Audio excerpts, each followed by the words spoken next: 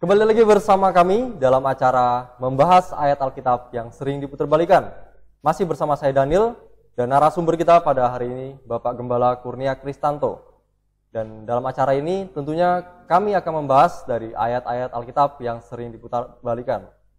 Dan tentunya pada kesempatan kali ini kami akan membahas dari Injil Lukas pasal yang ke-24 ayat yang ke-46 yang berbunyi, katanya kepada mereka, ada tertulis demikian, Mesias harus menderita dan bangkit dari antara orang mati pada hari yang ketiga. Nah, jadi begini Pak Kurnia, ada orang yang beranggapan bahwa Yesus ini berbohong, gitu. Karena kalau kita lihat di sini mengatakan ada tertulis di Perjanjian Lama, Mesias harus menderita dan bangkit pada hari ketiga. Padahal tidak ada di dalam Perjanjian Lama yang mengatakan seperti itu. Jadi bagaimana itu Pak penjelasannya? Ya. Baik, ya Saudara Daniel dan juga pemirsa dari Kebenaran Channel, ya, memang ada pengkritik yang berkata bahwa Yesus itu bukan Allah, karena bagaimana Allah itu berbohong. Dan dia mengutip tadi Lukas 24 ayat 46 ini.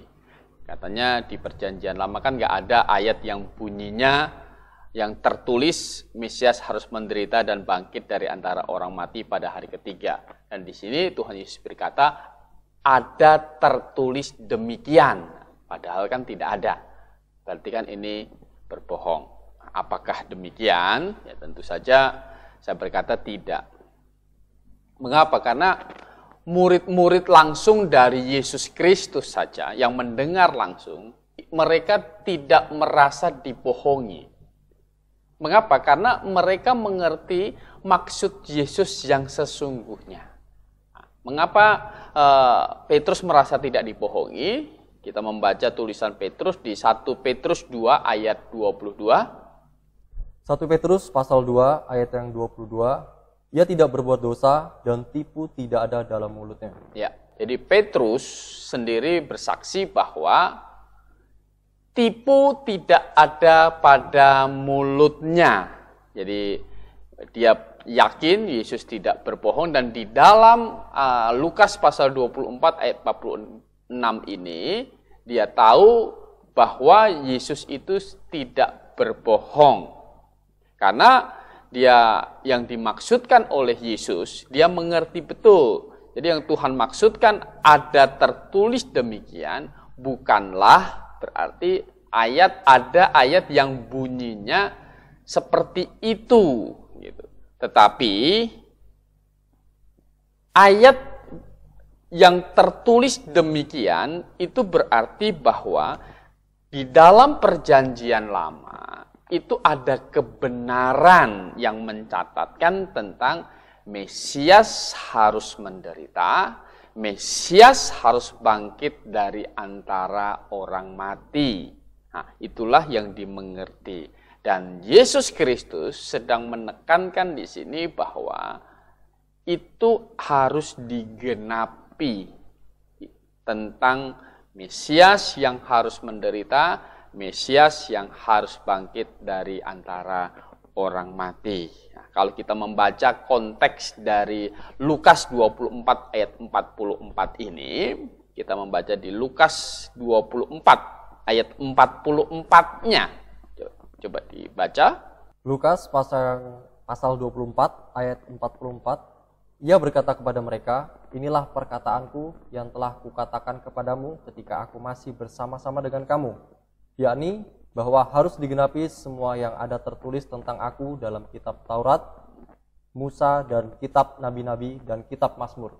Lukas 24 ayat 45. Lukas pasal 24 ayat 45. Lalu ia membuka pikiran mereka sehingga mereka mengerti kitab suci. Ya, jadi Tuhan Yesus di sini mengatakan ada tertulis demikian karena Tuhan Yesus sedang membuka pikiran mereka untuk mengerti bahwa dirinya adalah Mesias yang dijanjikan di dalam Perjanjian Lama. Dia sudah mati dan dia juga sudah bangkit. dari antara orang mati. Jadi Tuhan di sini mau menyampaikan bahwa Dia itu menggenapi satu kebenaran yang ada di dalam Perjanjian Lama, yaitu yang pertama itu tentang bahwa Mesias harus menderita, itu dinyatakan di dalam Perjanjian Lama. Nah, misalnya kita membaca di Daniel pasal 9 ayat 25 sampai 26. Daniel pasal 9 ayat yang ke-25 sampai 26. Maka ketahuilah dan pahamilah dari saat firman itu keluar, yakni bahwa Yerusalem akan dipulihkan dan dibangun kembali sampai pada kedatangan seorang yang diurapi, seorang raja. Ada 7 kali 7 masa dan 62 kali 7 masa lamanya. Kota itu akan dibangun kembali dengan tanah lapang dan paritnya, tetapi di tengah-tengah kesulitan.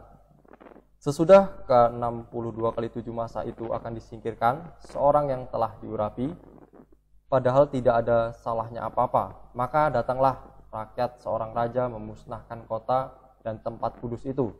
Tetapi raja itu akan menemui ajalnya dalam air bah. Dan sampai pada akhir zaman ada peperangan dan pemusnahan, seperti yang telah ditetapkan. Ya, jadi seorang yang diurapi ini bicara adalah Mesias, karena arti Mesias itu adalah yang diurapi.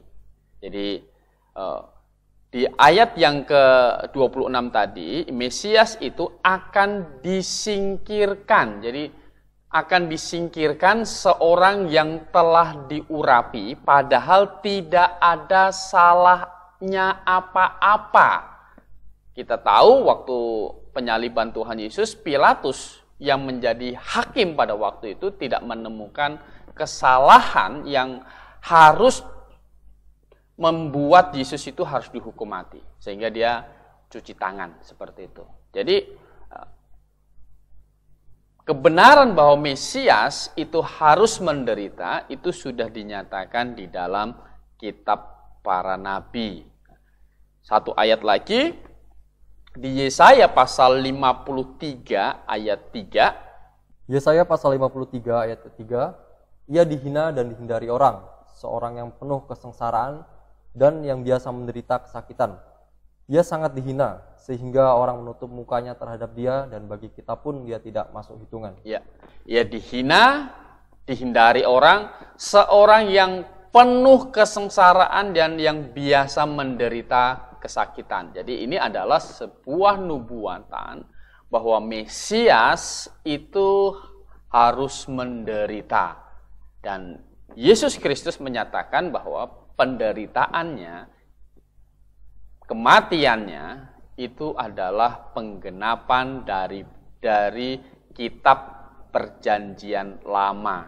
Jadi bukan dia mau menyatakan ada tertulis begitu, tetapi di Perjanjian Lama itu menyatakan kebenaran bahwa Mesias itu harus menderita. Jadi ada banyak ayat yang menyatakan bahwa Mesias yang akan datang, Mesias yang akan dijanjikan itu akan menderita.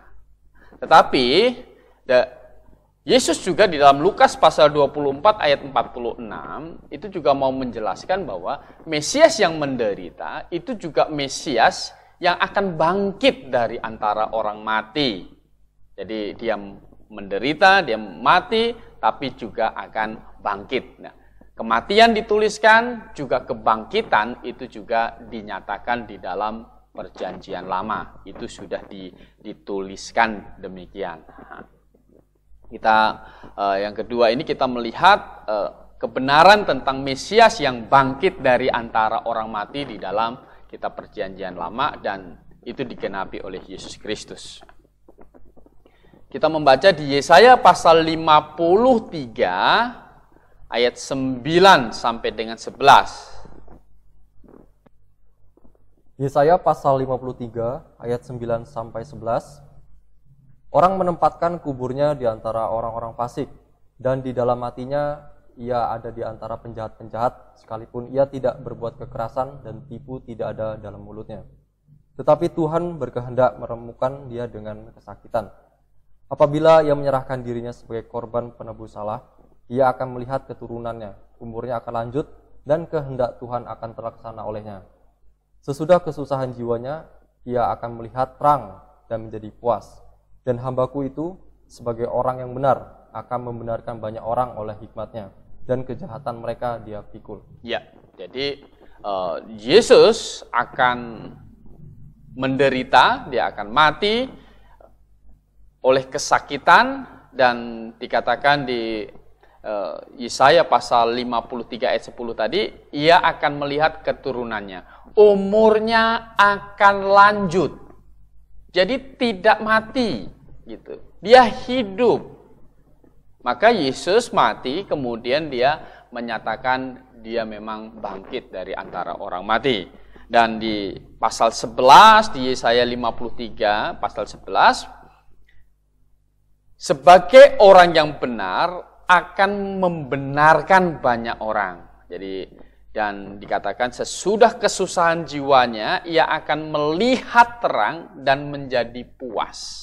Jadi sesudah dia mati, sesudah dia menderita, tidak selamanya dia menderita, tidak selamanya dia mati, tetapi dia juga akan bangkit.